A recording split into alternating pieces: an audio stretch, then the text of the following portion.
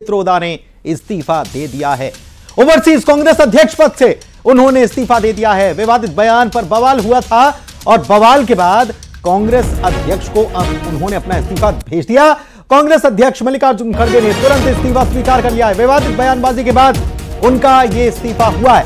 पद से इस्तीफा दिया है उन्होंने, पार्टी में बने रहेंगे। तो विवादित बयान सामने आया था और यह दूसरा विवादित बयान सामने आया था। इनहेरिटेंस टैक्स की बात भी उनके द्वारा कही गई थी यूएसए, और उसके बाद एक और बयान सामने आया, नस्लवादी जो बयान उनका सामने आया उसको लेकर के लगातार बीजेपी घेर रही थी कांग्रेस को सैम पित्रोदा के इस बयान को लेकर, और अब सैम पित्रोदा ने इस्तीफा दे दिया है, अपने पद से इस्तीफा दिया है। ओवरसीज कांग्रेस अध्यक्ष पद से इस्तीफा दे दिया। विवादित बयान पर बवाल मचा, बीजेपी ने खूब घेरा। कांग्रेस अध्यक्ष मल्लिकार्जुन खड़गे ने तुरंत इस इस्तीफे को स्वीकार कर लिया। विवादित बयानबाजी के बाद सैम पित्रोदा का इस्तीफा हो गया।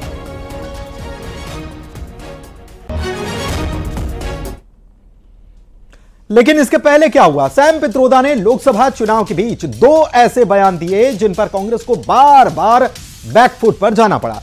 सैम पित्रोदा का नया बयान रंगभेद पर था, जिसे लेकर पीएम मोदी ने पित्रोदा के साथ राहुल गांधी को भी घेरा। यही नहीं, कांग्रेस ने पित्रोदा के बयान से पल्ला तक झाड़ लिया। क्या था पित्रोदा का बयान और पीएम ने क्या कुछ कहा, आइए देखते हैं इस report.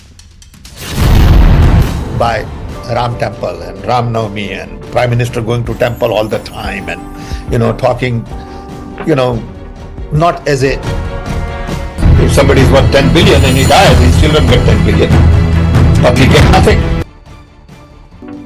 Where people on east look like Chinese, people on west look like Arab, people on north look like maybe white, and people in south look like Africa. I will give.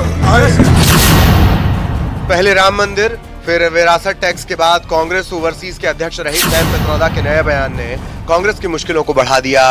भारतीय विविधता की बात करते Sam Pitroda ने वो कह दिया जो न सिर्फ विवादों की वजह बना बल्कि उनके इस्तीफे का भी कारण बना। We could hold country together as diverse as India, where people on east look like Chinese, people on west look like Arab, people on north look like maybe white, and people in south look like Africa. Sam Pitroda यही नहीं रुके, उन्होंने देश के प्रधानमंत्री नरेंद्र मोदी की राम भक्ति पर भी सवाल किए और भारत की सनातन भावना पर भी टारगेट कर बैठे। That's my India. Okay, so that idea of India, which is rooted in democracy, freedom, liberty, fraternity, is being challenged by Ram Temple and Ram Navami and Prime Minister going to temple all the time and talking not as a national leader but talking as a leader of the BJP. Sam Pitroda के नस्लीय बयान पर PM Modi ने राहुल गांधी पर प्रहार किया और कहा शहजादे को जवाब देना ही होगा। ये शहजादे के फिलोसोफर एंड गाइड अंकल ने बड़ा रहस्य खोला है।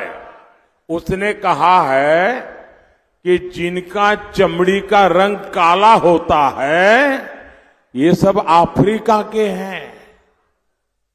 मतलब आप सबको, मेरे देश के अनेक लोगों को चमड़ी के रंग के आधार पर उन्होंने इतनी बड़ी गाली दे दी।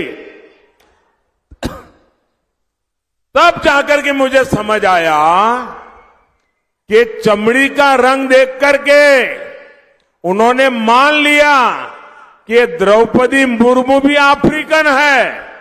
कोई मुझे बताइए, क्या मेरे देश में चमड़ी के रंग के आधार पर लोगों की योग्यता तय होगी? क्या चमड़ी के रंग का खेल शहजादे को किसने इजाजत दी है? संविधान सर पे लेकर के नाचने वाले लोग चमड़ी के रंग के आधार पर मेरे देशवासियों का अपमान कर रहे हैं। शहजादे, आपको जवाब देना पड़ेगा। चमड़ी के रंग के आधार पर मेरे देशवासियों का अपमान मेरा देश सहन नहीं करेगा और मोदी तो कतई नहीं करेगा।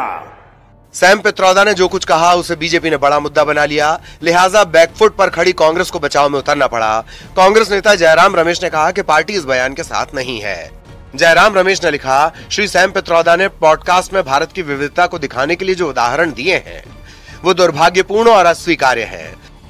भारतीय राष्ट्रीय कांग्रेस इन उदाहरणों से खुद को पूरी तरह से अलग करती है।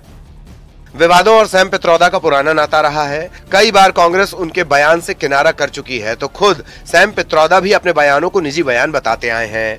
लेकिन सवाल यही है कि क्या सब कुछ पर्दे के पीछे की पॉलिटिक्स है या फिर कहानी कुछ और है। Bureau report, news 18।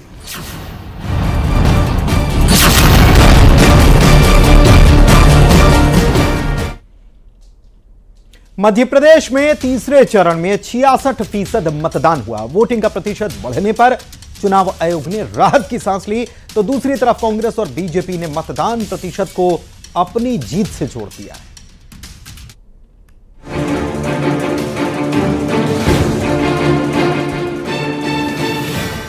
Madhya Pradesh में लोकसभा चुनाव में बीते 2 चरणों के मुकाबले तीसरे चरण में वोटिंग परसेंट में इजाफा हुआ है। तीसरे चरण में एमपी में ओवरऑल 66% मतदान हुआ। वोटिंग के बढ़े आंकड़े को बीजेपी दिग्गज नेताओं के दौरे और सभाओं से जोड़ रही है। मसलन बैतूल में 72.65% मतदान हुआ। यहां पीएम मोदी ने सभा की थी। पीएम ने तीसरे चरण की 4 लोकसभा सीट पर रैलियां की और चारों सीटों पर वोटिंग परसेंटेज बढ़ा है।